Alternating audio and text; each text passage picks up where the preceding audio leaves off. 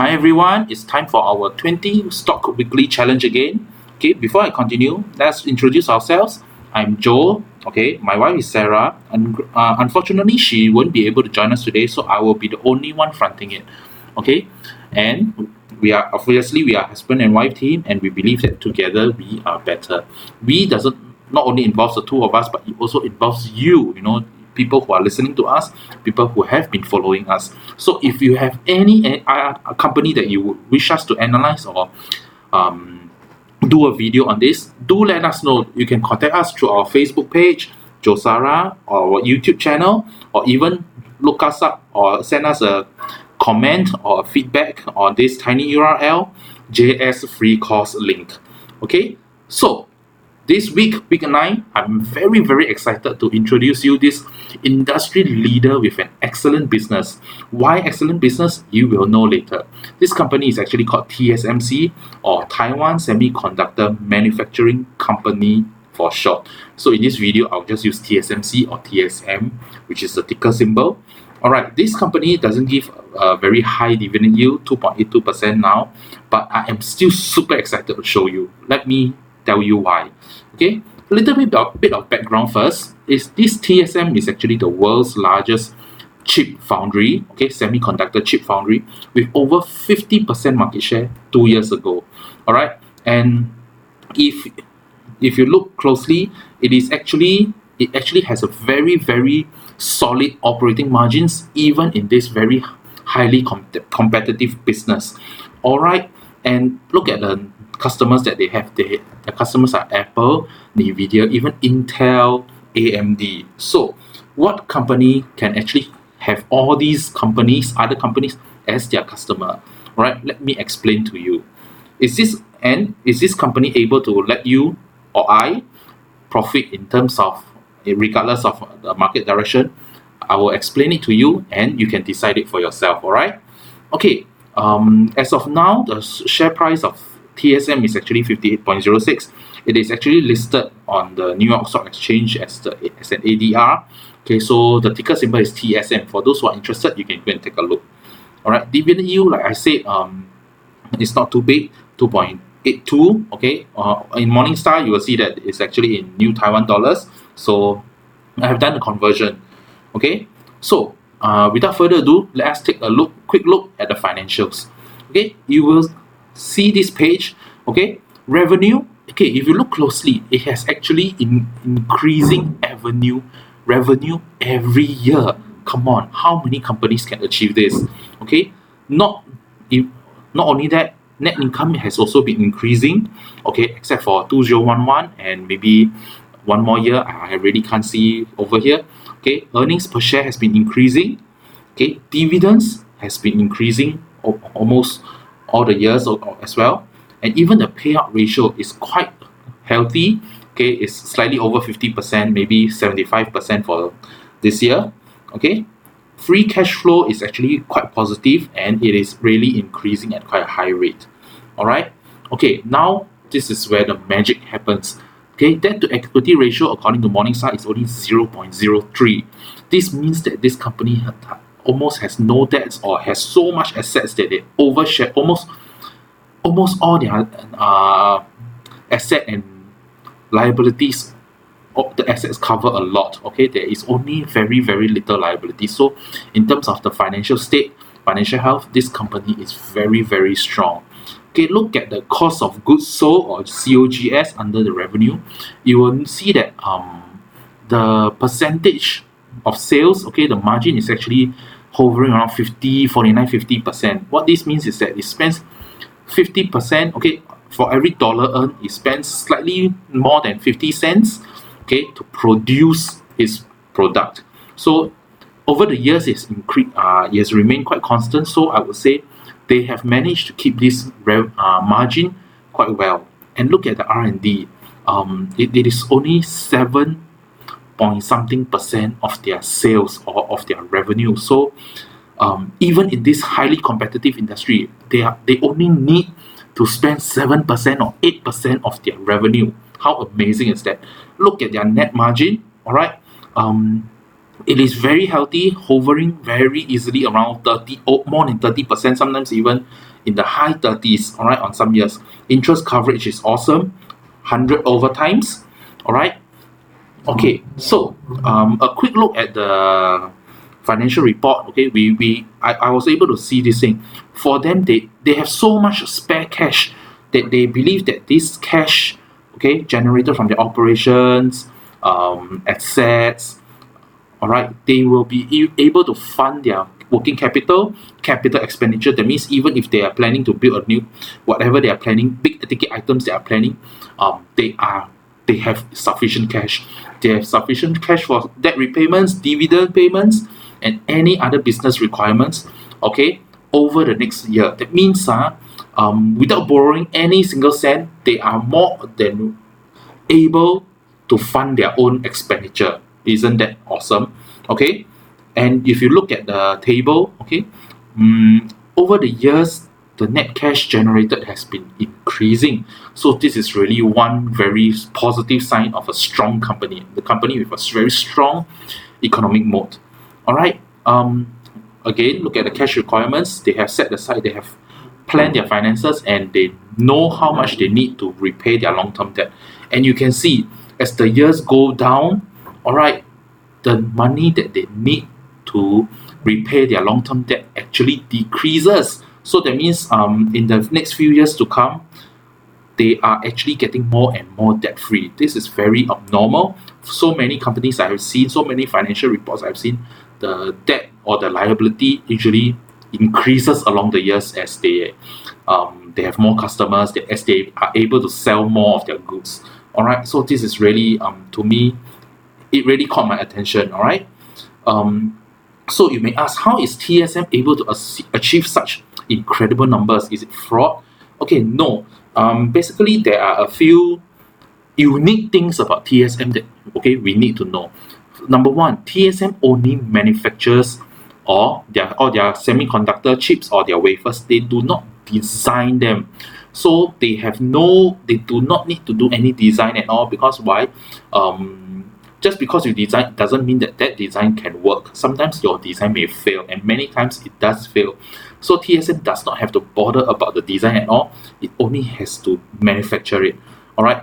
And over the years, we can see that there will be an increase in demand for electronic chips, electronic products. All right. And look at their major customers. Okay. The last paragraph here. Okay. They have AMD, Advanced Micro Devices, Broadcom, HiSilicon, I don't know what's that, Intel, okay, Marvell, MediaTek, NVIDIA, all right, Qualcomm, another very big company, Sony, and Texas Instruments. All right, so they are able to capture the attention of such big companies, which means that, hey, they are doing something good. Okay, these companies, they are all going over to TSM to achieve something, to solve some of their business issues, to solve some of their needs. All right, and if you look at their business demographics, in the US alone, okay, they have the biggest, most of their revenue comes from the US. That I also believe that the reason why is because the US, a lot of the big electronic companies actually come from US also. So that's why they need such a huge volume. The US needs such a huge volume. All right.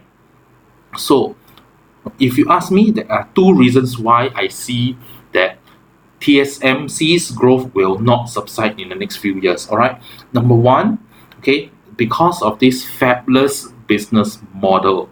All right. What is this fabless business model? It is actually a company. Okay, a fabless company is one that designs and sells hardware and semiconductor chips, but they outsource the fabrication of the chips and hardware to another company.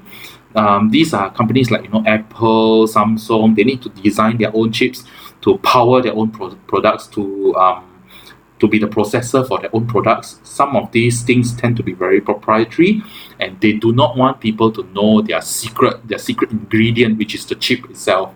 Okay. Because this chip actually is responsible for a lot of the electronic products. If you don't have the chip, that whole thing becomes useless. Okay, so why is it advantageous? Right now, it is this fabless model is actually very attractive because a lot of these big companies, even like Apple, Samsung, they realize that, hey, if they were to manufacture their own chips, it will cost a lot of money to build all these factories, all these facilities, and they would rather outsource it. And by doing that, they can even focus their time and resources on the design. They don't have to focus on the manufacturing. So this is really where TSMC comes in, and this is where TSMC shines. They take over the manufacturing while leaving the design, the headaches to all their customers. They just do the manufacturing. All right. So there are 4 growth opportunities for TSMC. They are the mobile platforms. I think in the next few years, some of us may think that mobile platforms, they are plateauing. They are not really growing so much. Well, I agree, but there are also many more areas that this TSMC, where I see a greater demand for TSMC chips, okay, for such semiconductor chips. Okay, high-end computing, such as your cloud computing, this is really a growing area. Microsoft, Facebook, they are all going towards this high-end computing, cloud computing thing. So I would see that the servers will definitely need a lot more chips. Okay, there's also the Internet of Things. As you may notice that more people now are actually getting electronic watches, like the wearables, Apple Watch, Samsung Watch. Now even Huawei is coming out with their own watch. All right. Now there's that a lot of people are getting these wireless earbuds, which is actually connected by Bluetooth. All these things actually need your processing chip as well. And even in our cars, all vehicles, from cars to boats to even airplanes, I believe, all right, you need the processing chip in your car now, because cars are getting more complicated. You need this processing chip to handle all the different functions of the vehicle. All right, so definitely I will see that in the years to come, more and more products, there will be a greater and greater demand for this semiconductor chip. All right, so TSMC, I don't think it's going to go out of business in the next few years or even the next 10 years. All right, I did a very quick search. So far, what is the really strong point? What is the trump card of TSMC? All right, it is one out of 2 companies in the world that can do a chip less than 10 nanometers. That means nano means times 10 to the power of minus 9. So it's 0.9 zeros and 1 here. That is how small the chip is, how small the circuitry is. So only Samsung and TSMC has the ability to fabricate this very, very tiny, okay, but very, very important chip. Okay, so that being the case, let us look at the financials of Samsung. All right. Okay, if you look at Samsung, the net margin is hovering around, let's say, maybe 10 to 15%. All right. Remember, our TSMC net margin is over 30% easily.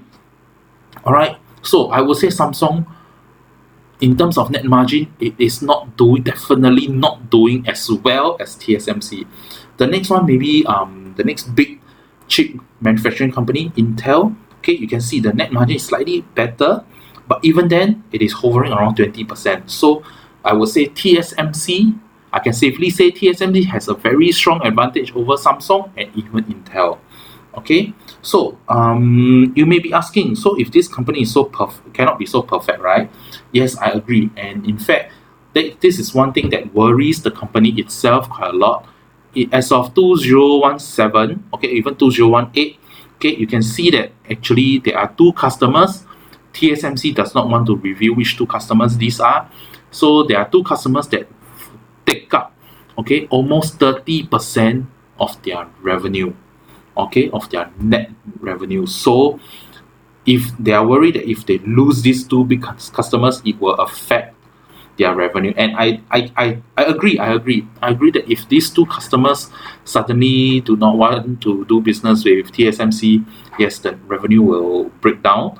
All right, but then again, if you don't go to TSMC, the only other place you go to is Samsung. So is there a high chance of it happening? Most probably not, I would say. I think there's a reason why they have decided to go to TSMC in the first place and not Samsung. So it's either heads or tails. There's no other company for them to choose. Okay, so we have come to the end of this presentation. So let us know whether you're interested to take a position or to invest in this industry leader with such an excellent business. Although the dividend yield is not too high, but I really believe that this can grow. All right, so stay tuned to our next videos in the next few weeks, and we see you again. Bye bye.